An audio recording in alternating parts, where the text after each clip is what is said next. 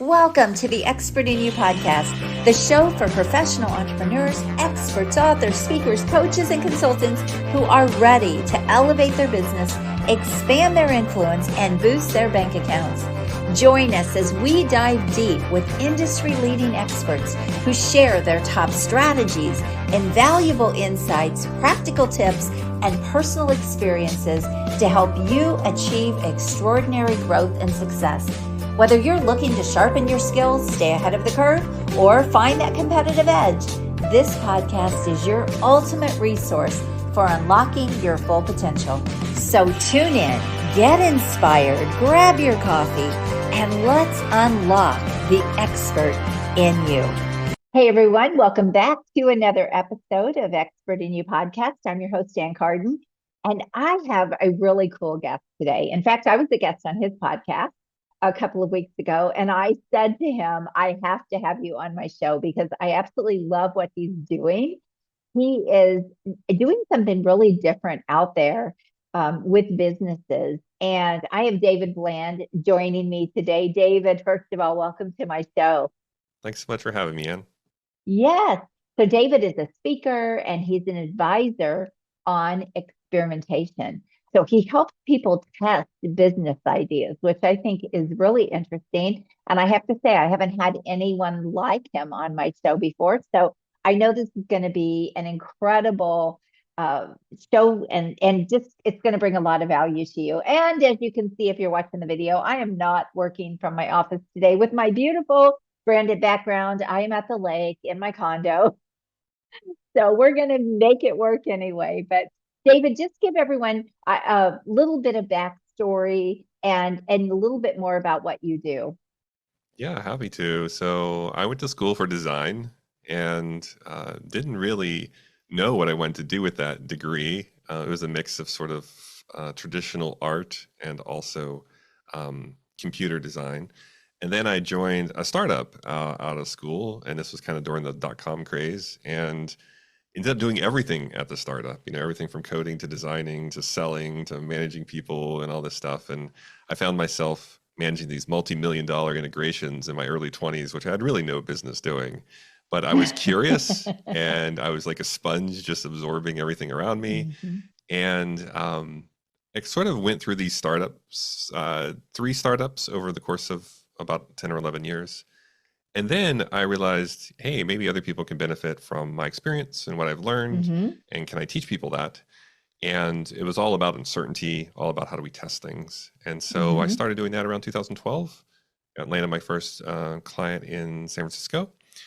And it's all I've been doing since then. I work with some startups, but I also work with big companies, but it's always on new stuff, like where mm-hmm. there's a lot of uncertainty.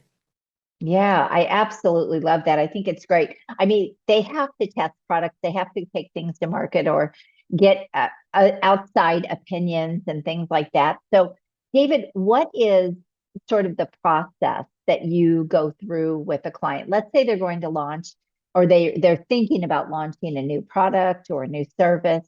What's sort of the process that you take them through?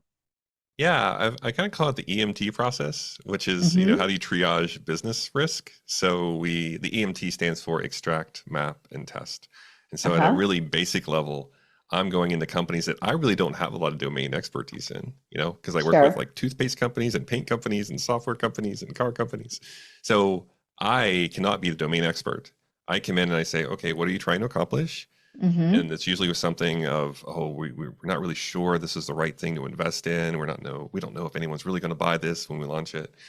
Mm-hmm. And so I walk them through that EMT process. So we extract all the risk and then we prioritize it via a map and then we go test. And once I get them through that loop a few times, then quite honestly, they can run with it. And I kind of moonwalk away and let them be awesome. So it's really just applying my process to their domain and helping them navigate things instead of we're just going to build it perfect and launch it and hope for the best. Mm-hmm. Can you give some ideas of some of the products that you've helped being able to do that process with? Yeah, like some of the ideas are like toothpaste. So, around mouth pain. So I was working a lot with a toothpaste company out of New York. Well, they're very well known. And they were trying to solve a problem with mouth pain. And they had tried different form factors and some of them didn't work because they were too confusing. And so I kind of walked them through this process of, okay, let's sketch out who our customer is. Are they Mm-hmm. trying to find a solution to mouth pain? Where would they look? Not a shocker. Most people go to Google, which I don't think is the Mm-hmm. greatest place to look for medical device and a health device, Mm-hmm. but that's where they go. And we ran ads to say, okay, people searching for mouth pain, posted up our Mm-hmm. ad. We have a solution for you. Drop them on a landing page, get them to pre-order, or give us information where we can talk to them and try to Mm-hmm. help solve their problems. But that's just in toothpaste. I also, work with a lot of car companies. And if you notice, car companies are trying to become mobility companies. They're not, they want to be about getting people around, not necessarily just Mm-hmm. selling cars. And there's a lot of uncertainty in mobility space. And, so I help them sort of come up with fun ideas like, how will we go test your car paying for things? What if it can pay for Mm-hmm. parking and your coffee and your gas or your electric? And how would that work? And how would we test that? And so I kind of walk them through this process, and then we try to find a way of, is this going to work or is this isn't going to work? And Mm-hmm. sometimes we kill the ideas because there's nothing there, and we save hundreds of millions of dollars by not building stuff that nobody cares about. Yeah, I love this. So, David, are most of your clients that you get, are they mostly referrals because people know about you in the industry, or how do people find out about you? There are a few different ways. I try to stay very visible. And Mm-hmm. so one way I've done that in the past is by writing a best-selling book. So it's called Testing Business Mm-hmm. Ideas with my co-author, Alex Osterwalder. He's based out of Switzerland. And we've sold close to 100,000 copies of that book. It's in 20 different Amazing. languages. It's an amazingly successful book. So some of them read the book and they say, hey, I need help. I tried to do Mm. this. Let's reach out to David. But there are some less obvious ways, like doing webinars or Mm-hmm. being on people's podcasts or, um, what's worked really well for me lately has been LinkedIn. I never thought, LinkedIn's a gold mine. I love it. I That's never how we thought that found each other. No, maybe not, but we connected on LinkedIn, but I don't know if we that's did. how we ended up on each other's podcasts. But yeah, LinkedIn, I've been on amazing. LinkedIn a long time, and I never thought people would introduce me to their boss by saying, you have Mm-hmm. to follow David on LinkedIn. It's just a really Ah, surreal that's thing. so good. But Yeah. I use LinkedIn for content, for testing ideas, Mm-hmm. for testing workshops, for testing services. And I Yeah. can get it in front of tens and thousands, sometimes millions of Mm-hmm. people. It's amazing. So LinkedIn works Yeah. really well too. We even talked about that when I was on your podcast. And the name of your podcast is, How I tested that. yeah. And I know you had asked me how I tested things, and LinkedIn was something that I talked about too, running a lot of workshops and titles, content. And I said, I tested a lot on LinkedIn. If the title doesn't pull or the content doesn't pull, then it's probably not going to be that great. So, that I just love this. I think it's so cool. So tell us a story, one of your favorite stories, one of your favorite clients. Oh, there's so many. I'm sure. I would say, one of my favorite stories is working with Adobe, because Adobe is just full of happy, creative people, and they have Mm-hmm. amazing coffee. And I used to, go into their It's space all about the coffee. in San Francisco, and they'd have like this bespoke coffee bar and everything, and a Mm-hmm. professional cafeteria. It's an amazing place to be in. But what I loved about them was they didn't just say, okay, well, Photoshop's successful and Illustrator and these other things we have, and we're just going to kind of let these things generate all our cash, And so they made this big switch from, I don't know if you remember, I mean, I'm dating myself a little bit here, but, used to have DVDs or CDs you put in a, Mm-hmm. computer. Oh yeah, They, I remember those yeah, days. yeah. So they made this switch all to online, and that was a huge switch Mm-hmm. for them. And I was really impressed by that they were able to see that through and have it work out. And then, now they're trying to test with younger designers, and they're saying, well, no one wants to use Photoshop now because that's like what my dad used, or, that's what my mom Mm-hmm. used. So they're really having to pull in a younger demographic into their business. And Mm-hmm. so one of my favorite things working with them was, well, how do we test this without damaging the brand? Because, the brand is very established, and anything you put out that is less than perfect will get negative reviews and all this other stuff. And obviously big companies are worried about that. So we just Right. tested things sort of like with a labs brand or off brand, and it kind of looked like a startup. And we were Mm-hmm. just trying to test, does anybody have this real problem? So we'd spin up a landing page. We have explainer videos. We'd Mm-hmm. almost even like hand create the things that people asked for and send them to them because we didn't really have a big team or elaborate budget. And the stuff that worked we just took it on brand and launched it as an Adobe product. And the stuff that didn't work, we just Mm. winded it down. Nobody cared. And so it was so fun. It was one of my favorite companies to work with. And I think that is at the spirit of what I try to do, is kind of like tap into that creativity Mm-hmm. and have it pay down your business risk instead of doing things creatively in a big bang way and then trying to see if it worked or not. Can we unpack that into smaller chunks and test? And some of the more successful Adobe products you see today started off as these like little tests that we helped coach Mm-hmm. on that, you know, had some legs, and then we found something and we pulled it in on brand, and then it was more successful because it had the backing of the Adobe brand. So amazing. I love, first of all, I help people take their expertise and do coaching or consulting. And so I love that you took what you were so good at and what you had done for years and you had been successful at and turned that into a business. So amazing that you did that. But not only that, I mean, you've been around for a lot of years and people refer you, and you are the epitome of success in the consulting space. What were some of the hardest things for you? Let's talk about getting started. When you got started, if you can think back that far, what did you find to be some of the most draining things or hardest things you had to go through to get your business really going? Oh, it was all the worst timing and advice rolled into one. I was part of Mm, this really successful agency, and we were going to be acquired.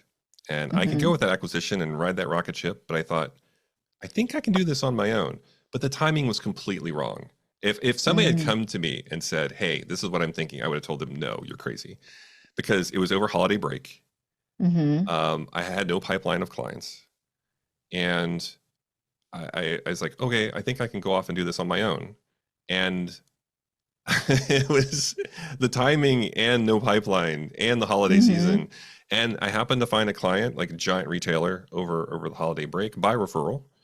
And I hmm worked through Christmas break, um, because I guess probably all the other consultants said, I'm not taking that work because I'm busy. I'm checked out. I'll take And I would it. hand up my hand. I was like, yeah, I'll You go have to take do that. what you have to do, right? To get it going. Yeah. And that got me going. And hmm we had to make a lot of sacrifices as a family and everything to make that work. But then I found another But did client. it like let you feel like, okay, there's something here. There's something I can really For work with here. sure. hmm Yeah. Because I think what I had maybe not realized at some of the agencies I worked at before is that I was selling, I was closing the deal, I was delivering the deal, I was hmm invoicing, and I was following up. And I thought, wow, I'm doing all these different things. Could I do this on my own? But hmm it's not always obvious to someone in the moment in an agency of, wait, I'm already doing all this. Why am I at Right. an agency? So hmm it was kind of an epiphany for me to actually go out and prove it.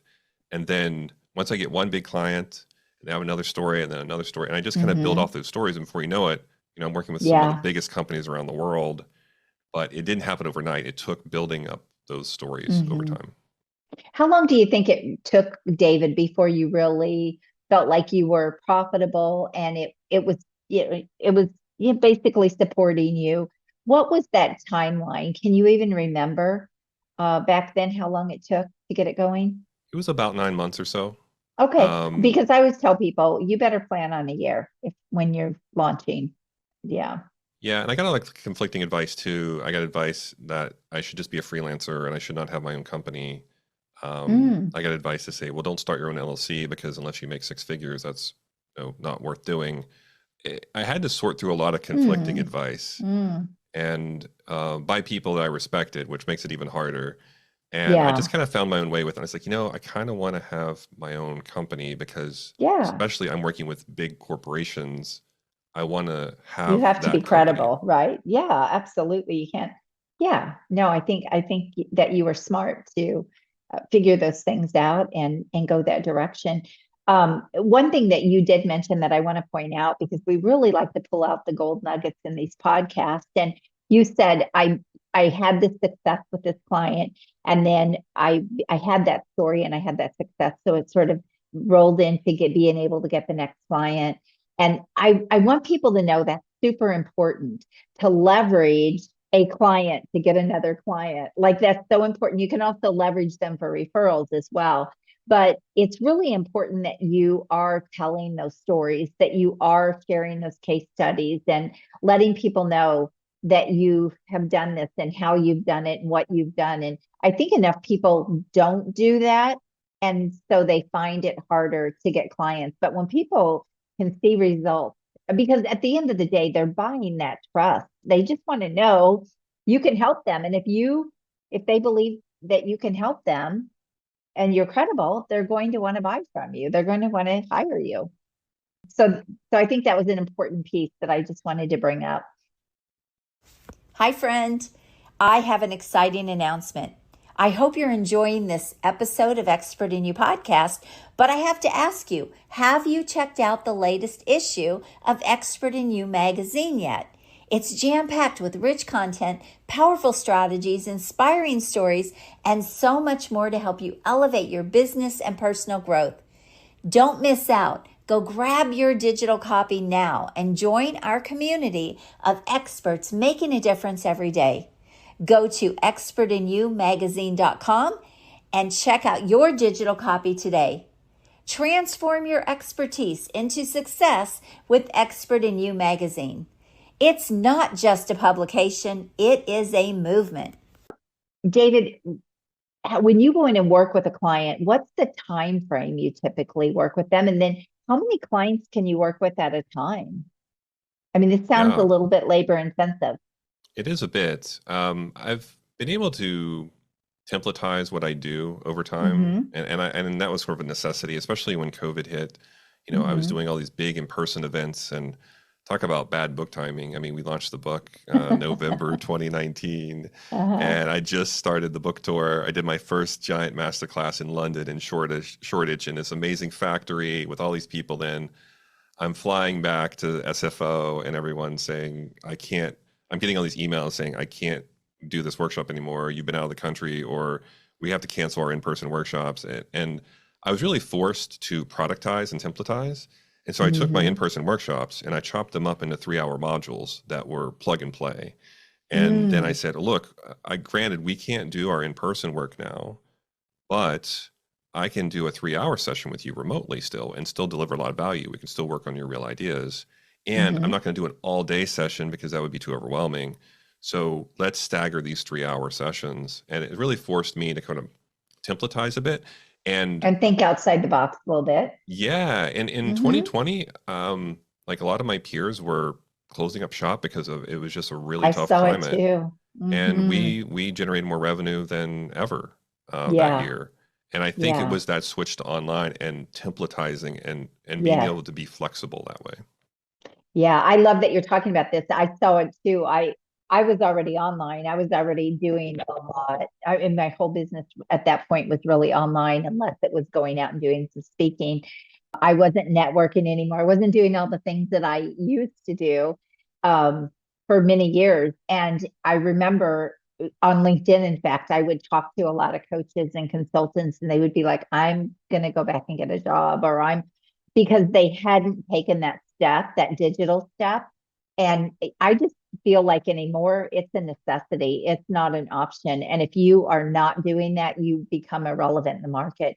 I don't think we're going to have another pandemic, but now people are looking for people online, and they're searching and they're Googling, and even ChatGPT. Now we're coming up in searches for ChatGPT, which is so crazy. I had somebody book a call with me the other day. I got ChatGPT recommended you. And I'm like, really? Okay, that's a first for me. So, but if people don't make those pivots and those shifts, and a lot of people did not, they became irrelevant in the market. And so it's so smart that you did that you took that step. But you were already kind of a tech guy, so that probably wasn't that big of a leap for you.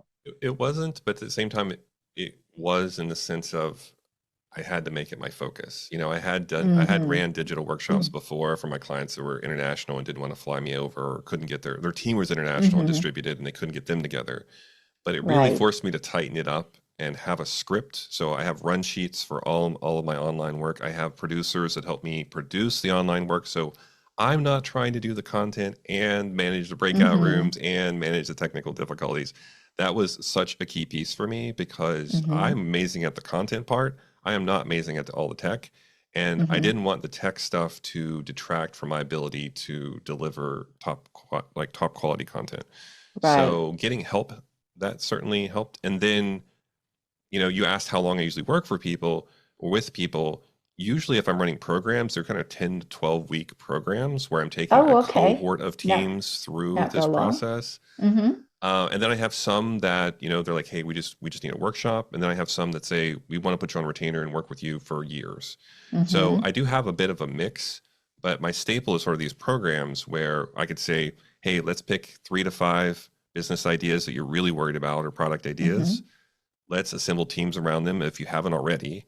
And let's teach them this process, but on the idea, because that's how it's going to stick. It's not a bunch of case Mm-hmm. studies. It's not a bunch of theory. It's, I'm going to walk you through step by step of de-risking this idea. And then by the end, you can Mm. make an investment decision whether or not you want to go on with this idea or not. So I'm a big believer in that method because I Mm-hmm. want people to get real value out of it and not just learn a process. Right, right. I have a friend that his whole brand is around, and teach business owners how to fish, meaning making the like helping them be able to catch the fish, right? Not just giving them the fish. And so it sounds like that's a lot of what you're doing is you're teaching them how to be able to do these things for themselves so they have a process down the road. I love that. So smart. David, what are the things that you love about your business the most? You said the creativity. You love that. What else do you love about your business? I'm addicted to problem solving. I've come to this Mm, conclusion over the years, and hmm there are so many interesting problems in the world to work on, and I like working with smart driven people who hmm want to also solve these problems. They're not sure, the way to go about it. They're not sure what process to use. And so it's so fun to work on problems that are new to me, and it hmm challenges me in a way that says, okay, David, do you know how to help them in this spot? Even though I don't know the domain at all, it is hmm a problem they're trying to solve. And can this process help them solve that problem? And most of the time it can. And so It that's can because it's so fun. foundational, right? Yeah, it's based in Yeah. scientific methods. So you're hmm talking about your risks. What are the Yes. assumptions? What are the experiments we're going to run? And then what have we learned? And so at the Yeah. core, it's kind of scientific method. Yeah. No, that's so important. And it's important for people to know that too. So over the years, as I was business coaching people, I would, coach a roofing company and he'd say, and have you ever owned a roofing company? No, but I know how to build businesses and I know how to market and I know how to sell. Like I know how to help you with all the pieces to building businesses, right? I don't have to really know your product. That's up to you. And it's really hard for a lot of people to understand that business is business is business. And yes, certain things will change and that the product changes in the business, but the problems are the same. The foundation is the same. You have to market, you have to sell, you have to have leadership, right? You have to have a team, all those things. So what are the things you don't like about your business? If you could change something about it, what would that be? Well, I'm trying to change this because I'm working much more with the board level and C-suite. But what I Mm-hmm. don't appreciate are people that it's almost not like they're even aware that they're undermining the work, but they Mm, inadvertently undermine the work. So here's an mm-hmm. anecdotal story. So work with a team. We're running all these experiments. We're trying to find traction for this idea that one of the VP of products want out there in the world. It's pretty obvious that there's no demand. Everything Mm-hmm. we tried, people are giving us this feedback that there isn't any demand. So we go into our review, we have this elaborate dashboard, we show this presentation of all the stuff we did, the experiments we ran, how there's no traction whatsoever in this idea. We either should pivot in a different direction or just park it, not work on it actively. And all that work was undermined with one sentence, which was, yeah, but I still think it's a good idea. And it really struck Mm-hmm. me that I need to spend more time with leaders and Mm-hmm. really help them understand how to interact with these teams that are working this way. Because Mm-hmm. I don't even think they actively meant to undermine all the work we were doing. But that one Right. sentence unraveled months of mindset building and skill set building and critical thinking Oh, building that wow. we were doing with the teams because the teams ultimately said, well, why are we doing any of this testing if they're just going to tell us what to build anyway? And so that really pulled me up further into the C-suite, into the board level to Mm-hmm. say, hey, can I help you ask good questions, or how to interact with teams that are going to be working maybe a slightly different way than you're comfortable with. And let me Mm-hmm. work with you on that, because that's the part that I don't really enjoy, is watching leaders accidentally undermine or unravel things and Mm. not even have that feedback loop for them, because no one else in the org is Mm-hmm. giving them that feedback that, hey, when you just said that sentence, that unraveled all that work the team was trying to do. Yeah. Wow, that's so good. But I always say that out of something that it feels like a challenge or an obstacle or something we don't like, come the best ideas or really elevates and evolves what you're doing. And that's where a lot of times we level up because we realize there's the gap, there's the missing piece there, right? That we have to take care of. And so I love how you turn that into really something better for your business to be able to be even better at what you do and help them be better.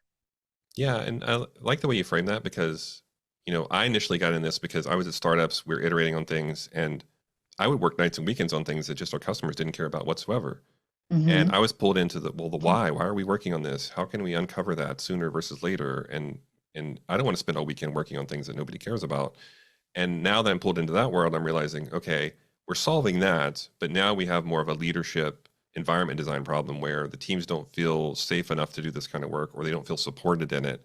And now it's more about, helping leaders create an environment where teams can Mm-hmm. work this way so that we can be successful and deliver more value. What would be an example of that? So when you say, that they're doing this kind of work, what would be an example of that? Just to have Yeah. some clarity around that. Yeah. So, well, some things are around how you design your team. So, more in the modern work that I'm doing, you're having teams that are kind of cross-functional. So they Mm-hmm. have some level of like design and technology and product leadership, and they're kind of like little cross-functional teams that can really, if given focus, can do amazing things with focus and even just a few weeks. So one is Mm-hmm. like the team design. So you have to sort of be able to dedicate your folks to this. You can't have them Mm-hmm. multitasking across 15 different projects. They need to Mm-hmm. be able to focus and almost work like a little startup in a way. And Mm-hmm. then around that, it's okay, do they have access to the customers? We can't take a team like this and say, okay, go test and find something that works, but oh, by the way, you can't talk to your customers. It just Oh, doesn't right. work. So we need to be able to create channels or remove the barriers to have them talk to customers. So really kind of building that cohesiveness Yeah, and then into. not Mhm. necessarily overfunding them. I find that's sometimes a challenge where we give them too much money and too many Mm-hmm. people, and then they end up building, and Mm-hmm. so it's how do we give them just enough to get to another stage? And so we take this kind of metered funding approach where they'll come and say, "Hey, this is what we did. We think there's something here. Can we get funding for the next 3, 6 months?" And Mm-hmm. so that funding mechanism has to change, and that doesn't change without Mm-hmm. leadership support. So it's almost like you can figure out the team, and the teams will learn how to do this. But Mm-hmm. as leaders, we need to create an environment where they can work that way and remove the obstacles that would prevent them from talking to customers, from going Mm-hmm. off and testing quickly under the brand or off brand, all this Mm-hmm. stuff that could prevent them from being successful, even though they understand the tools at the team level. Very cool. Wow, you have a lot there that we have unpacked. I mean, I find it so fascinating. It's so clear that you are such an expert at this. And I haven't really come across anyone that does what you do. Now, I'm sure there are people out there, but I haven't come across anyone that does what you do. What are your big goals? You've had success, by the way. Congrats on the book and congratulations on all the success you're having. I just love it. And what are your big goals for your business going forward? I have a couple. Thank you for asking. One is to be able to find a way to scale the programs better. So you asked me earlier in Mm. this conversation, this seems like a lot of work. It is a lot of work.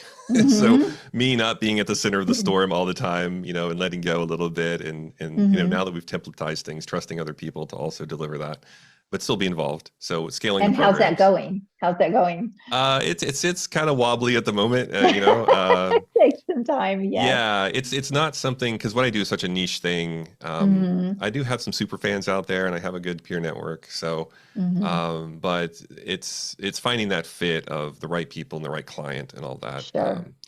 And then I'm also kind of interested in implementing or integrating AI more into my work, but in a way that's Mm-hmm. safe. And so I've been working on building these little custom GPTs and things that, let's say I'm working with a team and they're just blank slate. They can't think of any of the risks involved in a product or business idea. Mm-hmm. It generates some for them that then they can use to draft and edit and use as a Mm. jumping off point.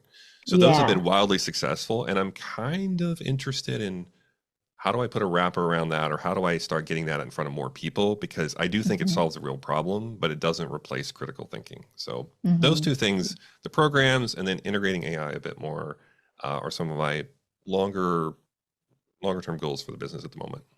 Very cool. So, when you go in and work with a client, how are you packaged? How do you price? How does that all work in your business? It sounds like, again, it's such niche work, right? How do you sort of curate that? Yeah, it's taken some price testing over the years, and what I've found is it's easy to underprice this kind of work because people don't I would think, understand the yeah. value. You know, if you Hmm. if you if you price it as, hey, I'm going to build you some kind of first version of your thing with your team and make sure they're building the right thing, and it becomes a deliverables conversation. And Hmm. the nature of this work is more about reducing risk and making Mm. investment decisions. So it's Hmm. taken some time, I have to say, to educate the market, to get them away from, oh, you're just going to help me build the first version of my product. And it's like, no, I'm going to help you make an investment decision on whether you should build that thing at all. So it Mm. becomes more of a conversation about risk reduction Hmm. and making good investment decisions and what this could save you. Because it's not going to guarantee success, but I can guarantee you you're not going to have $100 million failure by following this Right, process. So right. I've changed my tone over the years.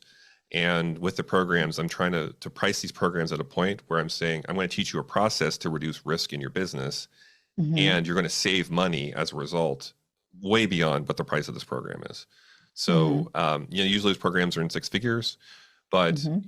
if you're saving hundreds of millions of dollars as a result, that's a pretty smart investment to make. Hmm.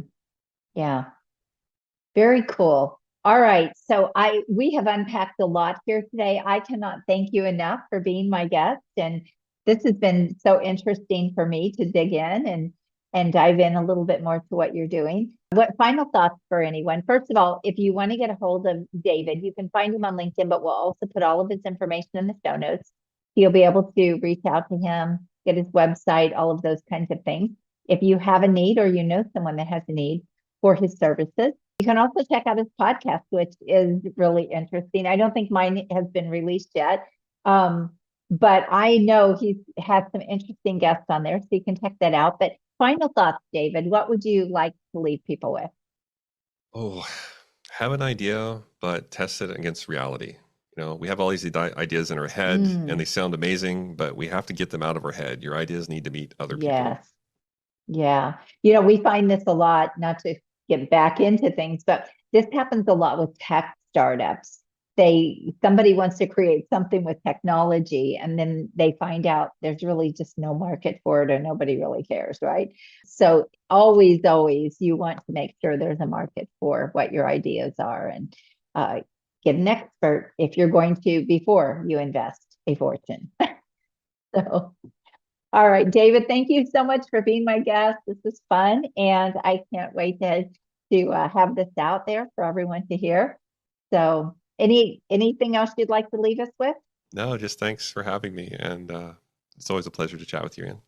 Yeah, thank you. All right, everyone. I can't thank you enough for being here for another episode of Expert in You. Make sure you like the show, subscribe to the show. We're trying to get it up there in the rankings, and we would love for you to share it with your audience as well. So, God bless you. Have an amazing day and go rock your business. Bye bye. Thank you for tuning in today. If you're as excited as I am about scaling up your influence, business, and bank account, then I have just the thing for you. But first, make sure you subscribe to the show. Second, make sure you share it with someone you care about because sharing is caring. And third, head on over to join me in my next free virtual exclusive workshop where we'll explore proven strategies to boost your business and maximize your potential. Look, it doesn't matter if you're just starting out or if you're looking to take your business to the next level. My workshops are designed for you. So head on over to expertinyouworkshop.com to reserve your spot and get ready to transform your expertise into extraordinary success. I'm looking forward to seeing you there and helping you achieve incredible growth.